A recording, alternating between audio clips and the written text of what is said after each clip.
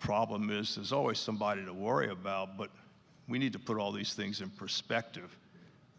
It's not been too long since we were worried about the Soviets' missile gap and discovered there never was a missile gap. We were always ahead of them. The Chinese are not ahead of us. We're way ahead of them. And they're going to have serious problems. I don't understand why people start scaremongering and then using World War II as a cover to start talking about tactical nuclear war.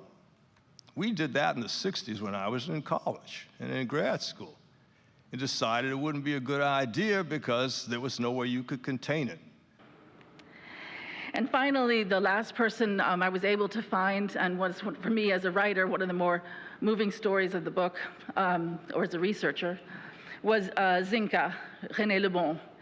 Zinka joined the resistance quite early because she came from a family of resistance. In fact, her father was very good friends with de Gaulle, so the whole family was in the resistance, many of them deported. And her husband, they were only recently married, and her husband was arrested and taken to the prison Fresnes.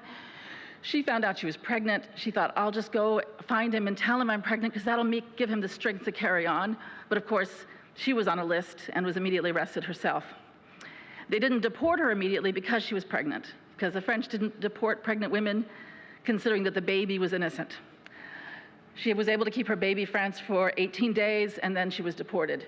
And I thought, well, France should still be alive. France was born in February of 1944, and from the beginning of this project, I was looking for France, and there she is. Lee Miller was one of the generation which was first entitled to vote. But nevertheless, she lived in a man's world, and she knew it.